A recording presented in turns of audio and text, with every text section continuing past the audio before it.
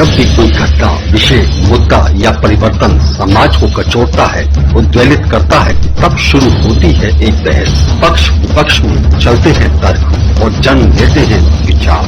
चर्चा, बहस, तर्क वितर्क से लेकर विचार बनने तक का है सफरनामा मून न्यूज का कार्यक्रम नजरिया। समसामयिक विषयों पर टीकी बहस, नजरिया। स्थानीय मुद्दों पर समाज का उद्वेलन, नजरिया।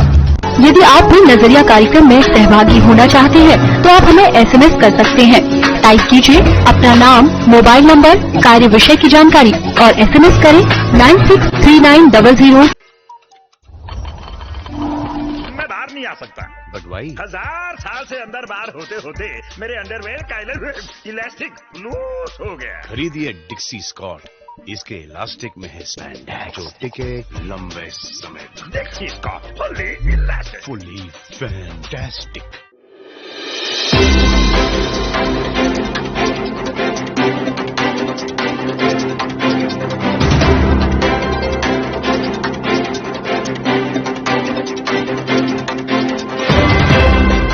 नमस्कार, आप देख रहे हैं मून प्राइम टाइम और मैं हूं आपके साथ आकांक्षा अग्रवाल। तो आइए अब रुक करते हैं शहर की कुछ खास खबरों की ओर।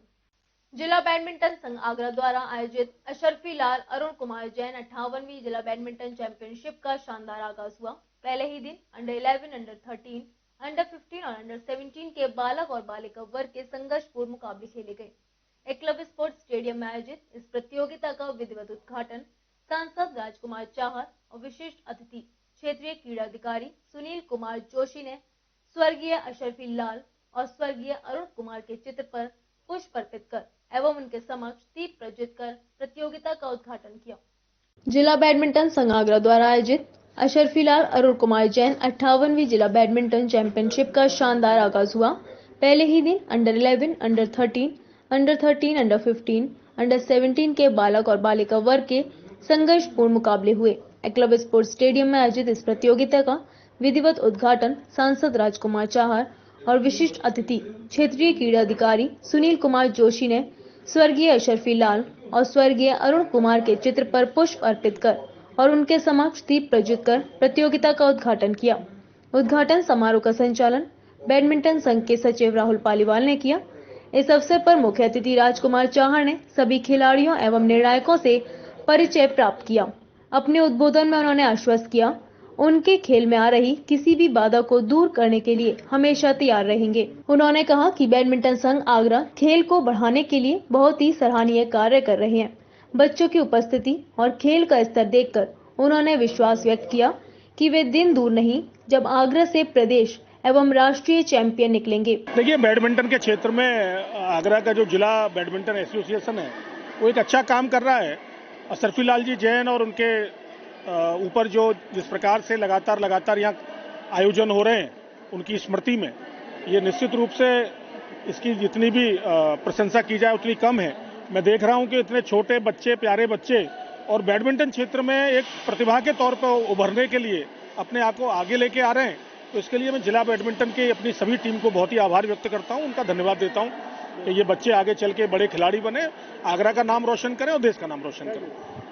शनिवार को सांसद राजकुमार चाहर का जन्मदिन भी था। इस अवसर पर जिला बैडमिंटन संघ के सभी पदाधिकारीगण और उपस्थित सभी खिलाड़ी और निर्णायक मंडल के सदस्य एवं सम्मानित सदस्यों ने मिलकर जिला बैडमिंटन संघ की 58वीं प्रतियोगिता के अवसर पर सांसद राजकुमार चाहर के जन्मदिन को केक काटकर मनाया। ये जो टूर्नामेंट है हर वर्ष की तरह डिस्ट्रिक्ट बैडमिंटन, ये 58वीं सीरीज है इसकी, जो निरंतर आगरा में होती चली आ रही है और पूरे उत्तर प्रदेश में ये सबसे पुराना टूर्नामेंट है जो प्रतिवर्ष होता चला आ रहा है। और इस टूर्नामेंट में 11 वर्ष से लेके 55-65 वर्ष तक के सभी आयु वर्गों का मेंस, विमेंस और मिक्स डबल्स सारे जो प्रतियोगिताएं वो हो रही हैं।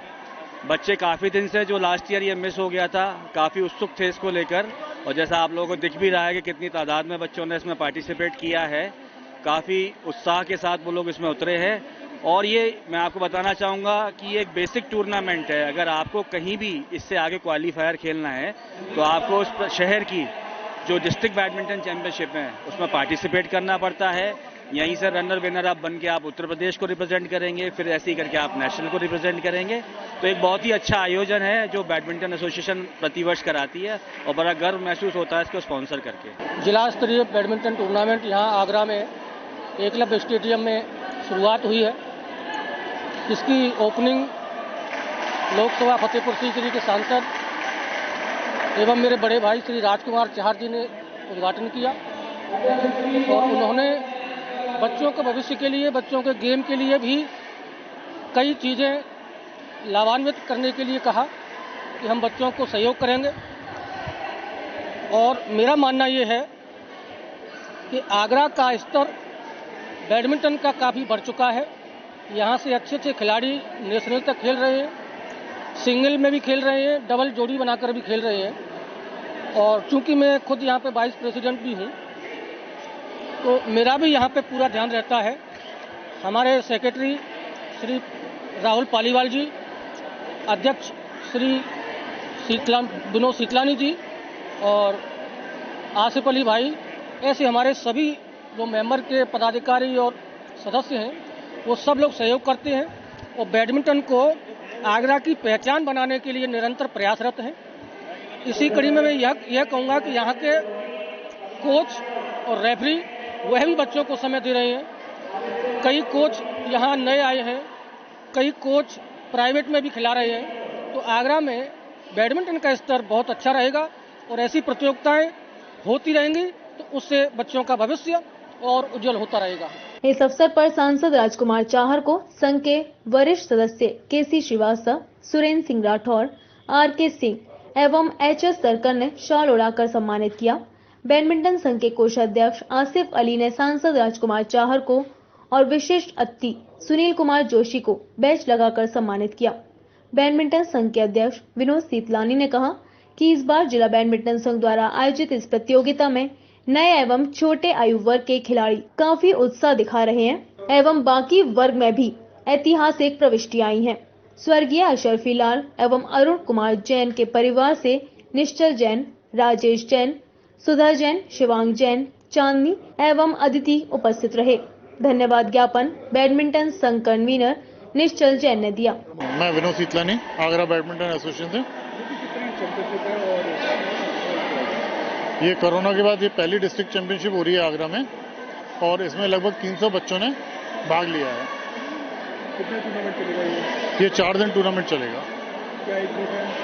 इसमें सभी एज ग्रुप हैं, under 11, under 13, under 15, under 17, under 19, open और वेटरन में 35, 45, 65 सभी लगभग सारे हुए हैं। आज श्री राम मैं बस सिर्फ इतना कहना चाहूँगा कि बैडमिंटन ने जो पहले मैंने देखा है, आज से मतलब देखता आ रहा हूँ, पिछले 40 सालों से देखता आ रहा हूँ।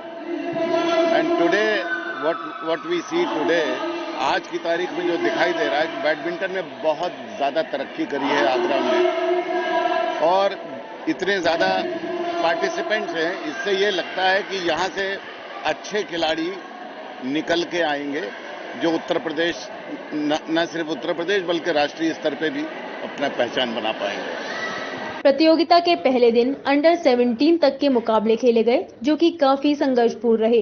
अंडर 11 बालक वर्ग के मुख्य खिलाड़ियों में पृथ्वी सिंह राणा ने गुनव कपूर को, आरव सक्सेना ने आरव गोयल को हराकर अगले दौर में प्रवेश किया। अंडर 13 बालक वर्ग के मुख्य खिलाड़ियों में सुशांत सिंह ने देवस्य रलन को हराकर अगले दौर में प्रवेश किया। अंडर 15 बालक वर्ग के मुख्य खिलाड़ियों में सुमित चाहर ने अनिरुद्ध को, लक्ष्य शर्मा ने आदित्य को, अर्पित ने अश्विनी त्यागी को हराकर अगले दौर में प्रवेश किया।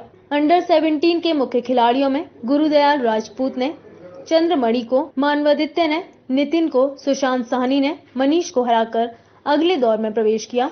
बालिका वर्ग अंडर 11 में पलक ने चेतन्या को एवं संगमित्रा ने जया को हराकर अगले दौर में प्रवेश किया। अंडर 13 में चैतन्या ने दिया को, अंशिका पाठक ने सृष्टि वरुण को, सृष्टि राणा ने अर्शिया जैन को हराकर अगले दौर में पहुंची। अंडर 15 में परी ने माहिका कपूर को, अनन्या सक्सेना ने सानवी कपूर को, दिव्यांशी गौर ने जेसिका राज को संघर्षपूर्ण मुकाबलों में हराकर अगले दौर में प्रवेश किया। इसके साथ ही अंडर 17 में जैसिका ने खुशी को, नंदिनी बंसल ने काजल को हराकर अगले दौर में प्रवेश किया। निर्णायक मंडल में MP भल्ला, नंदी रावत, उपेंद्र जोशी, संतोष तिवारी, अमित उपाध्याय, निखिल प्रजापति, अमित सिंह भोले, सचिन ठाकुर, राधा ठाकुर, हरेंद्र सनी एवं अर्पित मौजूद रहे। इस अवसर पर प्रमोद चाहर, मुकेश भक्तियानी, राहुल गोगिया, विजय गौड़, नीरज गौतम इत्यादि लोग मुख्य रूप से उपस्थित रहे। आगरा जनपद में बड़े पैमाने पर आलू की खेती होती है। ऐसी स्थिति में खेती के काम के लिए बड़ी संख्या में मजदूरों की आवश्यकता पड़ती है। आगरा से सटे मध्य प्रदेश राज्य के कई जिलों से मजदूर आलू खुदाई के लिए इस समय आगरा पहुंच रहे हैं। भूख, गरीबी और मजबूरी इंसान को कहां से कहां तक चक्कर कटवा देती है, यह भारतवासी बहुत अच्छी तरह से जानते हैं।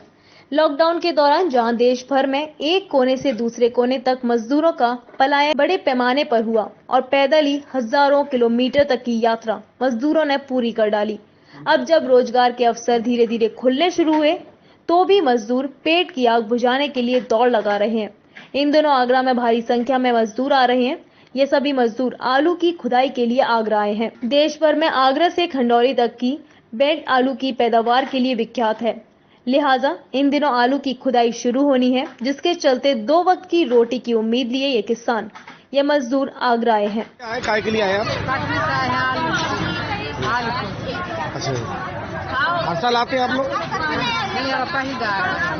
पहले लॉकडाउन में आप लोग वापस गए थे? कहाँ से? नहीं गए। इतनी दूर से क्यों आते हैं खोदने के लिए? पेट पालने आते, गरीब है ना,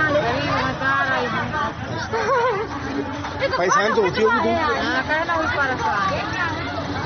आलू खुदाई का यह काम अगले 1.5 महीने तक लगभग चलने वाला है, जिसको लेकर मध्य प्रदेश के विभिन्न जिलों से बड़ी संख्या में मजदूर आगरा पहुंच रहे हैं। आए? कटनी से। काय के लिए आए?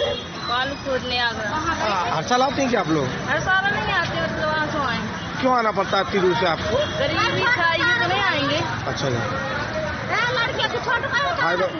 आगरा कैंट रेलवे स्टेशन पर मध्य प्रदेश से आने वाली ट्रेनों से बड़ी संख्या में मजदूर आगरा आ रहे हैं और अपने गंतव्य की ओर रवाना हो रहे हैं। शनिवार को प्रेस वार्ता के दौरान फतेहपुर सीकरी से सांसद और भाजपा किसान मोर्चा के राष्ट्रीय अध्यक्ष राजकुमार चाहर ने कहा कि भारतीय जनता पार्टी महिला साक्षरता को लेकर हमेशा गंभीर रही है। उत्तर प्रदेश के मुख्यमंत्री योगी आदित्यनाथ के द्वारा राजकीय महिला पॉलिटेक्निक कॉलेज के लिए स्वीकृति दी है, जो कि लगभग 20 करोड़ की लागत से 4 एकड़ में बनकर तैयार होगा। भारतीय जनता पार्टी महिला साक्षरता को लेकर हमेशा गंभीर रही है। उत्तर प्रदेश के मुख्यमंत्री योगी आदित्यनाथ के द्वारा राजकीय महिला पॉलिटेक्निक कॉलेज के लिए स्वीकृति दी है, जो कि लगभग 20 करोड़ की लागत से 4 एकड़ में बनकर तैयार होगा। यह बात शनिवार को प्रेस वार्ता के दौरान फतेहपुर सीकरी से सांसद और भाजपा किसान मोर्चा के राष्ट्रीय अध्यक्ष राजकुमार चाहर ने कही। से मैं आगरा की जनता को विशेष रूप से कि उत्तर प्रदेश के मुख्यमंत्री माननीय योगी आदित्यनाथ जी से पिछले वर्ष मिला था और उनसे मैंने आग्रह किया था कि शिक्षा के क्षेत्र में आगरा जनपद के अंदर हमारी जो छात्राएं हैं, बच्चियां हैं, उनके लिए कोई पॉलिटेक्निक कॉलेज खुले और वो आवासीय भी हो, उसमें छात्रावास भी हो। ऐसा हमने प्रयास किया था और मुझे बड़ी प्रसन्नता है कि माननीय मुख्यमंत्री जी ने वो हमारे प्रयास से उसको स्वीकृति ही किया। और उसमें सबसे महत्वपूर्ण बात यह है कि आगरा जनपद और आगरा मंडल और अलीगढ़ मंडल, ये 2 मंडलों के लिए ये पॉलिटेक्निक कॉलेज आवासीय छात्राओं का मंजूर किया गया था। कहीं जमीन नहीं मिल रही थी, लेकिन मैं धन्यवाद देना चाहता हूं रोहता इंटर कॉलेज के प्रबंध तंत्र को। उन्होंने आगरा से, क्योंकि हम भी चाहते थे कि ये ऐसे स्थान पर खुले जिससे आगरा शहर के लोगों के साथ साथ आगरा देहात, मतलब पूरे आगरा जनपद को और आसपास के जनपदों को जिसका लाभ मिल सके और भौगोलिक दृष्टि से वो शहर के नजदीक हो। बच्चियों का मामला है तो सुरक्षा की दृष्टि से भी वो अच्छी जगह पर खुले। राजकुमार चाहर ने कहा कि उनके द्वारा फतेहपुर सीकरी की बालिकाओं के लिए राजकीय महिला पॉलिटेक्निक कॉलेज के लिए मुख्यमंत्री योगी व प्रमुख सचिव से मांग की गई थी, जिसके बाद हमने जमीन देखने का कार्य शुरू किया। आगरा के ग्वालियर रोड पर स्थित रोहता अंतर कॉलेज की जमीन को चिन्हित कर कॉलेज के प्रबंधक और प्राचार्य ने 4 एकड़ जमीन दी है। सांसद चाहर ने मुख्यमंत्री योगी से मुलाकात कर कॉलेज को मंजूरी की बात कही। वहीं 20 दिसंबर को योगी ने इस कॉलेज के लिए मंजूरी दी थी। तो रोहता इंटर कॉलेज के लोगों ने लगभग 4 एकड़ भूमि प्रशासन के लिए एक तरह से ट्रांसफर की अपने विद्यालय की भूमि को, जो करोड़ों रुपए की भूमि है, उसको ट्रांसफर करके दिया और तब ये संभव हो पाया कि आज लगभग 20 करोड़ की लागत से आगरा जनपद को पॉलिटेक्निक कॉलेज गर्ल्स का आवासीय छात्रावास सहित जो दिया गया है, तो वो रोहता में खुलेगा।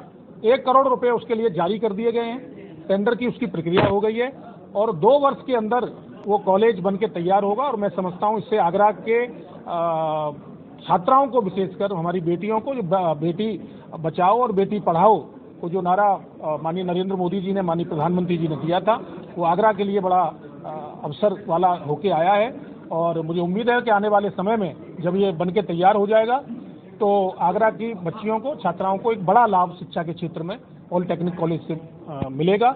मैं इसके लिए उत्तर प्रदेश के मुख्यमंत्री माननीय योगी आदित्यनाथ जी को और वहीं रोहता इंटर कॉलेज के प्रबंध तंत्र को, क्योंकि जिनके कारण ही ये संभव हो पाया। किसान मोर्चा के राष्ट्रीय अध्यक्ष राजकुमार चौहान ने बताया, इस विद्यालय का निर्माण लगभग 20 करोड़ लागत से किया जा रहा है, जिसमें शासन के द्वारा 1 करोड़ रुपए निर्गत किया गया है। आने वाले 2 साल में विद्यालय बनकर तैयार हो जाएगा। नहीं तो शायद ये संभव नहीं हो पाता, हम लोग इससे वंचित रह जाते।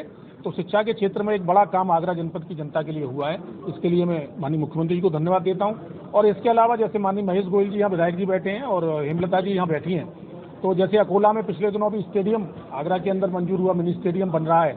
महेश गोयल साहब के क्षेत्र में एक पॉलिटेक्निक कॉलेज भी बन रहा है 10 करोड़ की लागत से, और वहीं पे राजकीय महाविद्यालय भी सैया के अंदर बन रहा है। ऐसे फतेहपुर सीकरी में अटल जी के नाम से एक विद्यालय बन रहा है।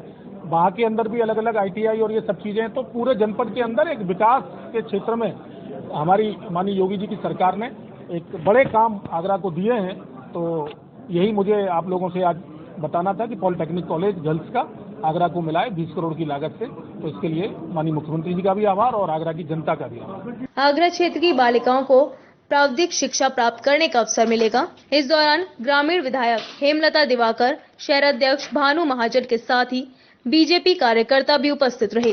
भक्त प्रहलाद और विदुर की कथा ने जहां भक्तों को भाव विभोर कर दिया, वहीं भक्ति से परिपूर्ण कीर्तन में भक्त अपनी सुध खोकर नाचने झूमने लगे। जयपुर स्थित श्री राम पार्क में श्रीमद् भागवत कथा सेवा समिति द्वारा आयोजित श्रीमद् भागवत कथा के तीसरे दिन व्यासपीठ संत श्री अरविंद जी महाराज ने भक्त प्रहलाद व भक्त विदुर की कथा कही। भक्त प्रहलाद और विदुर की कथा ने जहां भक्तों को भाव विभोर किया, वहीं भक्ति से परिपूर्ण कीर्तन में भक्त अपनी सुध खोकर नाचते झूमने लगे। जयपुर हाउस स्थित श्री राम पार्क में श्रीमद् भागवत कथा सेवा समिति द्वारा आयोजित श्रीमद् भागवत कथा के तीसरे दिन व्यासपीठ से संत श्री अरविंद जी महाराज ने भक्त प्रहलाद और भक्त विदुर की कथा कही। चौथा दिन है, किसान जन्म होगा, क्या जानकारी देना चाहेंगे? आज कथा का तीसरा दिन है, कल कथा का चौथा दिवस है। कल परम पूज्य संत श्री अरविंद दास जी के द्वारा कल कृष्ण जन्म का उत्सव मनाया जाएगा। तो मेरी आगरा की जनता से, जयपुर सभी लोगों से अनुरोध है कि कल कृष्ण जन्म महोत्सव में सब लोग भरपूर आनंद लें और इसका लाभ। तीसरा दिन भागवत का है। लगभग 2000 भक्तों की संख्या इस पंडाल में है। काफी भक्त बैठे हुए हैं और काफी खड़े हुए हैं। हम देख रहे हैं यहाँ अमृत वर्षा का रसास्वादन भक्तों के द्वारा किया जा रहा है। और महाराज अरविंद स्वामी जी जो भी बात कहते हैं, बहुत ही ज्ञान की बात कहते हैं, भक्तों को बहुत पसंद आ रहा है। हम सब कमेटी के लोगों ने ये ऐसा निर्णय लिया कि यहाँ जगह कम पड़ेगी, लेकिन हमारा भक्तों से प्रार्थना है कि वो आकर के अपनी यहाँ शांति बना करके रखें। और जिन लोगों ने महाराज जी के दर्शन नहीं किए, श्री राम पार्क में आकर के जयपुर हाउस 2 बजे से 5 बजे तक और आकर के 3 मार्च को इसका समापन है। वह सुबह 10 बजे से प्रारंभ होकर के 12 बजे तक 1 बजे तक ये चलेगी। उसके बाद भंडारा होगा। धन्यवाद। ध्रुव चरित्र का वर्णन करते हुए बताया कि हर जीवात्मा की 2 पत्नियां होती हैं, सुनीति और सुरुचि। जो नीति और नियम पर चले वह सुनीति, यानी नीति और नियम पर चलने से ही ध्रुव जैसे पुत्र की प्राप्ति होती है। ध्रुव का अर्थ है अटल विश्वास, प्रकाश, भक्त, अलौकिक प्रकार से चमकता सितारा, जिसके दर्शन से आयु की वृद्धि होती है। अरविंद महाराज ने हनुमान चालीसा की पंक्तियां, साधु संत के तुम रखवाले, पढ़ते हुए कहा कि विश्व में साधु संतों के मुखिया हनुमान जी हैं, जो श्रीहरि के भक्तों व साधु संतों पर किसी प्रकार का कोई संकट नहीं आने देते।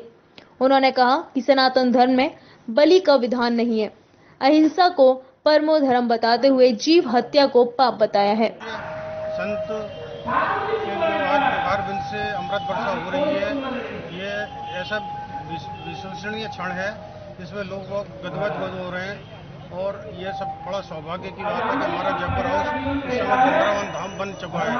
मेरा सब लोगों से निवेदन है, कल कृष्ण जन्म में और जन्म में सब लोग ज़्यादा से ज़्यादा कथा का ये तीसरा दिन है और इस कथा के अंदर इस समय जयपुर हाउस का पूरा मंगलमय हो गया है और जयपुर हाउस वाले धन्य है कि इतने बड़े संत हमारे जयपुर हाउस में आए और वो तो चाहते हैं कि हर 2 महीने 3 महीने के बाद इस तरह से कथाएं चलती रहें तो हमारे जयपुर हाउस का उद्धार हो जाए।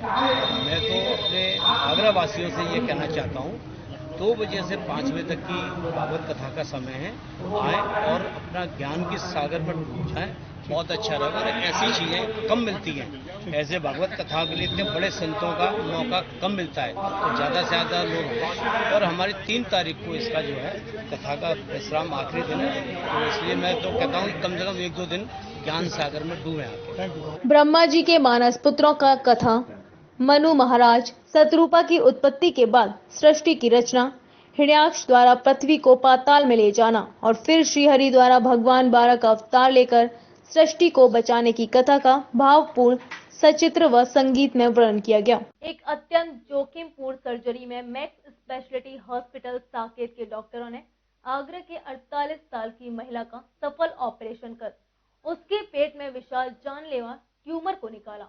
इस सर्जरी के दौरान मरीज की जान जोखिम को देखते हुए कई अस्पतालों ने उनकी सर्जरी करने से मना कर दिया था, जिसके बाद वे मैक्स हॉस्पिटल साकेत आई। ये जानकारी शनिवार को प्रेस वार्ता के दौरान डॉक्टर्स ने दी।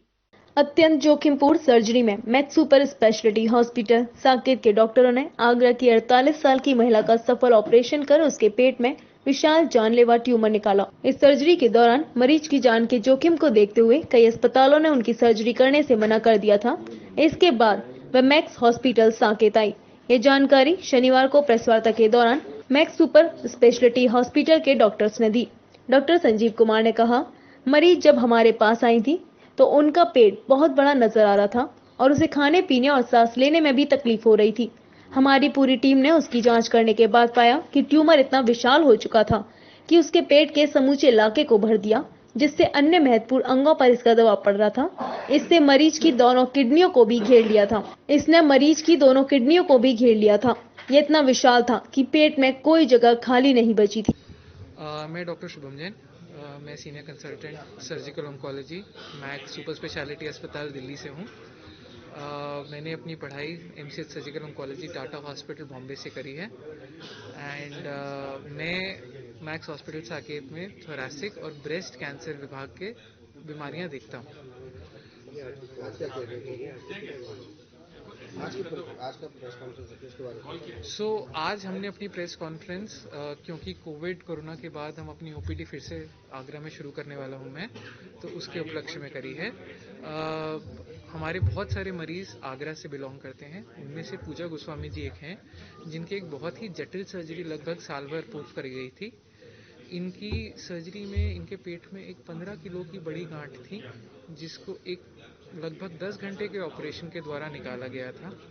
इस ऑपरेशन में हमको एक किडनी निकालने की भी ज़रूरत पड़ी, बट ऑपरेशन सफलतापूर्वक हुआ और वो उससे आराम से रिकवर भी करे।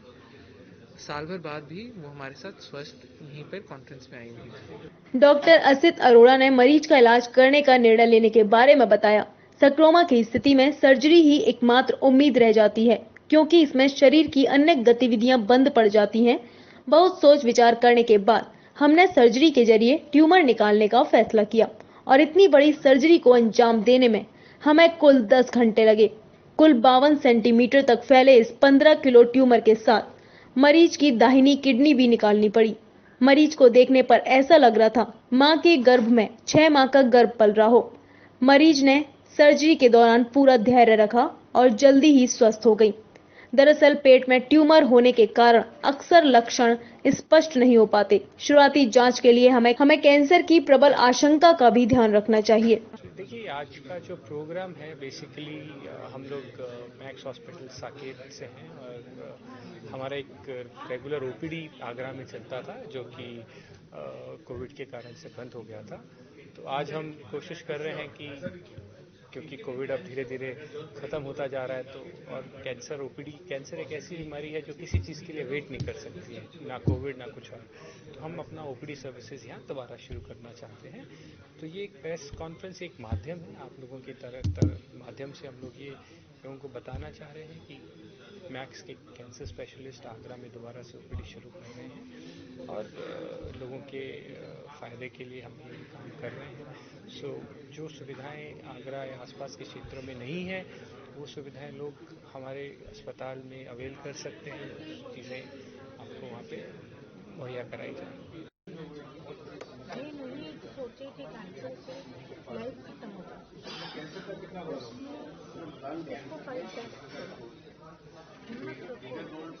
और भगवान से मेरे